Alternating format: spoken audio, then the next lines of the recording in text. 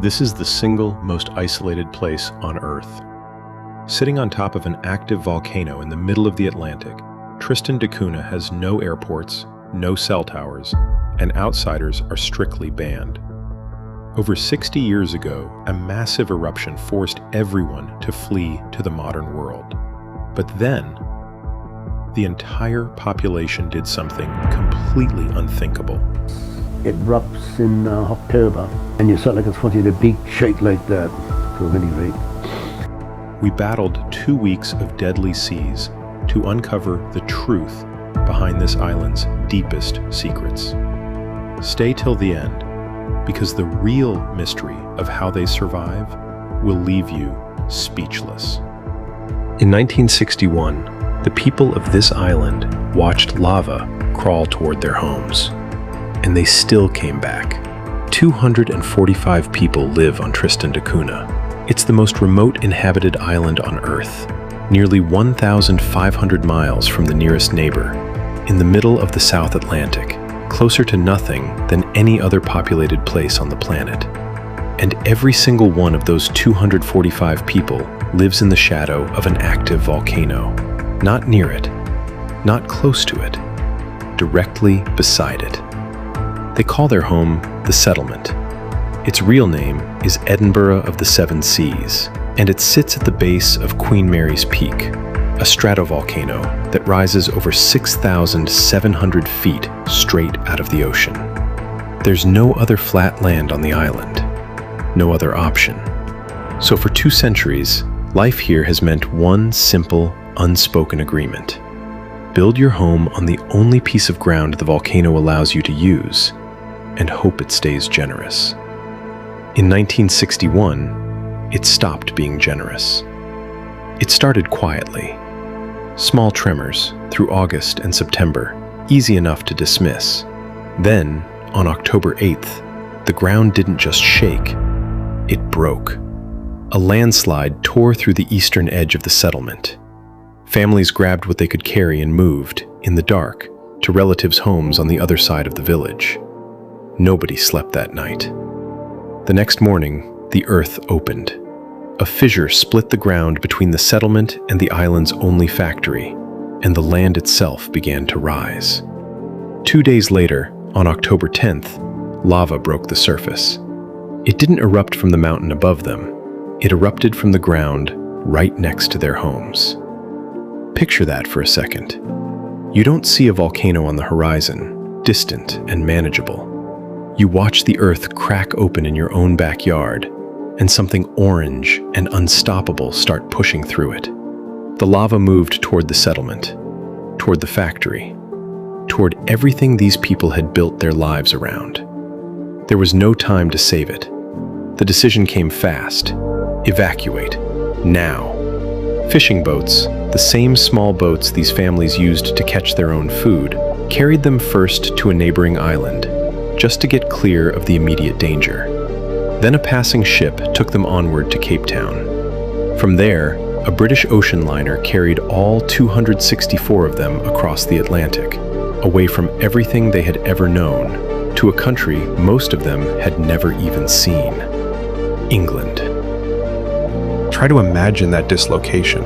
These were people who had spent their entire lives on a speck of volcanic rock in the middle of the ocean, farming, fishing, raising children who'd never known any other version of home. And overnight, they were standing in the cold, gray streets of Southampton, refugees from a place most of the world didn't even know existed. England gave them what Tristan never could: electricity that never failed, hospitals a short drive away instead of a month by sea, shops, roads, modern life laid out in front of them, all at once. And they turned around and went back. Not all of them stayed away. Some did settle permanently in England, but the overwhelming majority, by choice, chose the volcano over the comfort. In 1963, less than 2 years after fleeing for their lives, they sailed home to Tristan da Cunha, rebuilt what the lava hadn't taken, and picked their lives back up exactly where the mountain had interrupted them. Why would anyone do that? Because for the people of Tristan, home was never a question of safety. It was the only never supposed to be safe. It was the only place on Earth that was entirely, completely theirs. No crowds and no strangers, no rent, no traffic, no noise that wasn't wind or ocean. A community small enough that everyone's face is a name you've known your whole life. You don't get that back by choosing comfort. You only get it by choosing to stay.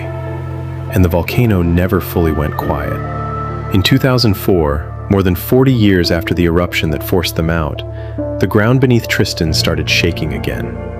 A swarm of earthquakes rattled the island for 6 hours straight. Days later, fishermen pulled chunks of floating pumice stone out of the ocean nearby. Physical proof that somewhere, underwater, the volcano had stirred again. No lava reached the surface that time. No evacuation was needed. But it was a reminder, sitting quietly under everything, that Queen Mary's Peak isn't a memory. It's not extinct. It's not finished. It's simply waiting. But here's what almost nobody outside Tristan understands. Living beside an active volcano isn't the hardest part of life here. It's just one more thing you learn to work around. Like the weather, like the ocean, like everything else on this island that refuses to be convenient. There is no airport, and there never will be. The terrain simply won't allow it. The cliffs are too steep, the winds too unpredictable, the only flat ground too narrow and too close to the volcano itself. The single way in or out is by ship, and those ships don't come on a schedule you or I would recognize.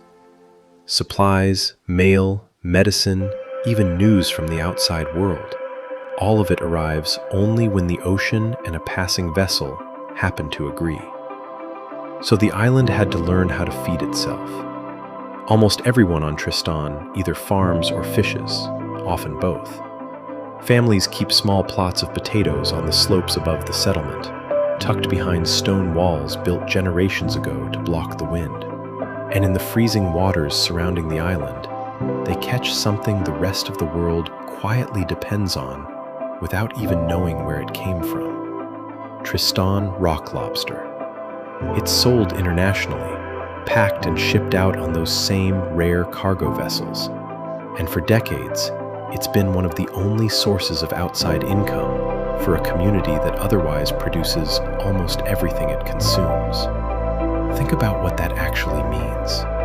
A community of 245 people, growing their own food on volcanic soil, catching their own protein from a freezing ocean, running their own tiny economy, with no chain stores, no delivery trucks, no backup plan if a shipment doesn't arrive. If Tristan runs out of something, there's no next day solution. There's only patience and the next ship. And yet, ask anyone who has actually lived there, and they won't describe hardship. They'll describe belonging.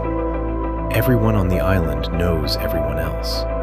Not in the loose way people say that about a small town, but literally. There are only a handful of family surnames on the entire island, most of them traced back to the same handful of original settlers 2 centuries ago. When something happens to one family, it happens to the whole island.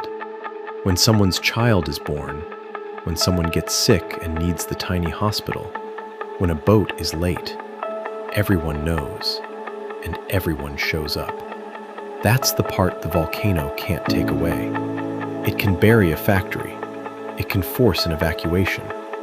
It can sit there, quietly reminding them for the rest of their lives that the ground itself isn't fully trustworthy. But it can't touch the one thing that actually holds Tristan da Cunha together. And it's not the soil, and it's not the buildings. There's still no airport. The ships still come rarely, carrying supplies, mail, the occasional new face. And everyone, in some way, still depends on the same unforgiving, beautiful piece of rock that once tried to drive them into the sea. 245 people, choosing every single day to live beside the thing that could take everything from them again. Because for them, it was never really a question of risk versus safety. it was always a question of what you're willing to call